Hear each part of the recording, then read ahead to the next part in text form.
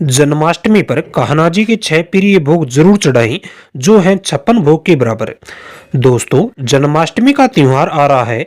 वह पावन दिन जब भगवान श्री कृष्ण जी ने इस धरती पर अवतार लिया था। इस दिन का व्रत सभी व्रतों का राजा माना जाता है।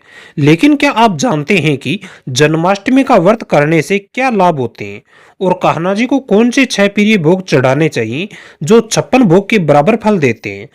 तो यदि आप भी इस बार जन्माष्टमी का व्रत करने की सोच रहे हैं, तो इस बार भगवान श्री कृष्ण जी को यानी कान्हा जी को 6 भोग जरूर चढ़ाएं, क्योंकि यह शास्त्रों में 56 भोग के बराबर बताया गया है। और शास्त्र कहते हैं कि यदि सही तरह से व्रत किया जाए और इन 6 भोगों को लगाया जाए, तो ऐसे में भक्तों को कई लाभ मिलते हैं। जैसे कि नंबर 1, कई जन्मों के पापों से मुक्ति मिलती है।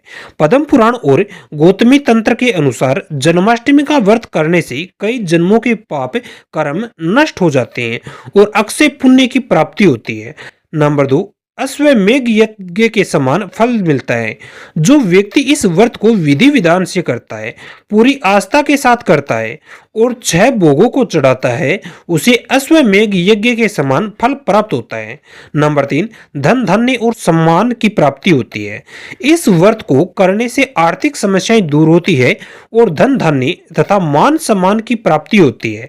नंबर 4, संतान सुख की प्राप्ति होती है।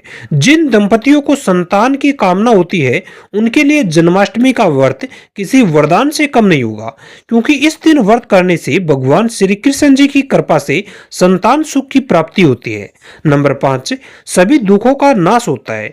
विधि विधान से यदि जन्माष्टमी का व्रत किया जाए, तो भगवान श्री कृष्ण जी बड़े खुश होते हैं और भगवान श्री कृष्ण जी की कृपा से सभी दुखों का नाश भक्तों के जीवन से हो जाता है। नंबर 6, वैकुंठ की प्राप्ति होती है। पुराणों के मुताबिक इस व्रत के पुण्य प्राप्ति से व्यक्ति सभी सुखों को भोगता हुआ अंत में वैकुंठ को प्राप्त होता है। इसलिए जन्माष्टमी का व्रत हम सभी को करना चाहिए। नंबर 7, 20 करोड़ एकादशी व्रत के बराबर पुण्य मिलता है। पुराणों के अनुसार जन्माष्टमी का व्रत 20 करोड़ एकादशी व्रत के समान पुण्य देने वाला व्रत माना गया है। इसलिए यदि आप इस व्रत को करते हैं, तो बात साफ है कि आप 20 करोड़ एकादशी का व्रत कर ले या फिर जन्माष्टमी का एक व्रत कर ले, दोनों बराबर फल देता है। दोस्तों, जन्माष्टमी का व्रत संतान से लेकर धन संपत्ति तक सभी प्रकार के सुखों को दाता माना जाता है। इसीलिए हम सभी को यह व्रत करना चाहिए। और यदि इस व्रत को किया जा रहा है, तो ऐसे में कान्हा जी को 6 भोग जरूर लगाने चाहिए, क्योंकि यह 6 भोग शास्त्रों में 56 भोग के समान माने गए हैं। और यह भोग कुछ ऐसे हैं। पहला भोग, माखन मिश्री। दोस्तों, माखन कान्हा जी को बड़े प्रिय भोग होते हैं। बालकृष्ण जी को माखन चोरी करने की लीला के लिए जाना जाता है। इसीलिए यदि आप जन्माष्टमी का व्रत कर रहे हैं, तो कान्हा जी को माखन मिश्री का भोग जरूर लगाएं।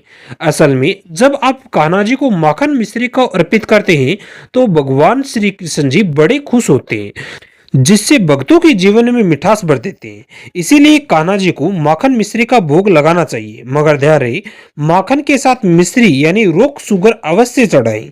नंबर 2, खीर। खीर का भोग भगवान श्री कृष्ण जी को लगाया जाता है, क्योंकि खीर भगवान श्री कृष्ण जी को बड़ा खुश कर देती है। इसीलिए जब जन्माष्टमी का व्रत किया जाए, तो खीर के बिना भोग अधूरा माना जाता है। इसीलिए खीर का भोग जरूर लगाएं। असल में खीर दूध और चावल से बनती है, जो पोषण और समृद्धि का प्रतीक माना जाता है।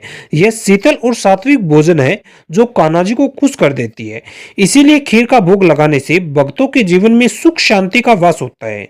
ध्यान रहे, खीर के भोग में इलायची और केसर संभव हो तो जरूर मिलाएं। तीसरा भोग, पंचामृत।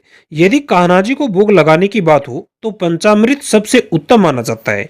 इसमें दूध, दही, घी, शक्कर सब आ जाता है। इन सभी को मिलाकर बनाया गया भोग भगवान कृष्ण जी को चढ़ाया जाता है। असल में पंचामृत 5 अमृत का मिश्रण होता है। यह शुद्धि, आरोग्य और दीर्घायु की प्राप्ति का प्रतीक होता है।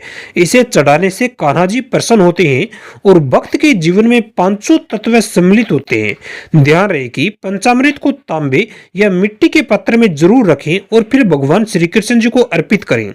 चौथा भोग, मालपुआ। मालपुआ कान्हा जी का एक अत्यंत प्रिय मीठा व्यंजन है। इसीलिए कान्हा जी का जन्मदिन हो और मालपुआ नहीं चढ़ाया जाए, तो कान्हा जी नाराज हो सकते हैं। इसीलिए जन्माष्टमी पर मालपुआ जरूर चढ़ाएं। असल में मालपुआ गेहूं और दूध से बनता है, जो पूर्णता और समृद्धि का प्रतीक है। यह कान्हा जी को बचपन की याद दिलाता है और वे अत्यंत प्रसन्न होते हैं, जिसके कारण से भक्तों के जीवन में भी कई बड़े बदलाव होते हैं और काफी शुभ समाचार देखने को मिलते हैं। ध्यान रहे कि मालपुलाओं को चाशनी में डुबोकर जरूर चढ़ाना चाहिए। नंबर 5, पांचवा भोग रबड़ी। कान्हा जी के प्रिय भोग में रबड़ी का नाम भी आता है। तो यदि आप जन्माष्टमी का व्रत कर रहे हैं तो आप कान्हा जी को इस बार रबड़ी का भोग लगाएं। असल में रबड़ी दूध को घड़े में उबालकर बनाई जाती है और इस भोग को लगाने से कान्हा जी बड़े खुश होते हैं। असल में रबड़ी गाढ़ी, मीठी और समृद्धि होती है। यह संपदा और सुख समृद्धि का प्रतीक होती है। कान्हा जी को जब दूध से बनी रबड़ी चढ़ाई जाती है तो वे बड़े खुश होते हैं और भक्तों के जीवन में सुख समृद्धि की बढ़ोतरी का आशीर्वाद देते हैं। ध्यान रहे कि रबड़ी को केसर और पिस्ते से सजाकर चढ़ाया जाता है। छठा भोग फल। ताजे फल कान्हा जी को बड़े प्रिय होते हैं, इसीलिए कान्हा जी को फलों का भोग भी लगाया जाता है। असल में फल प्रकृति, शुद्धि और सात्विक उपहार है। यह स्वास्थ्य, समृद्धि और प्रचुरता का प्रतीक है। आम, केला, अंगूर और सेब विशेष रूप से प्रिय है, इसीलिए आप कान्हा जी को यह भोग चढ़ा सकते हैं। अब आप सोच रहे होंगे क्यों ये 6 भोग 56 भोग के बराबर हैं। दोस्तों, शास्त्रों में कहा गया है कि भगवान को संख्या नहीं, भावना प्रिय है।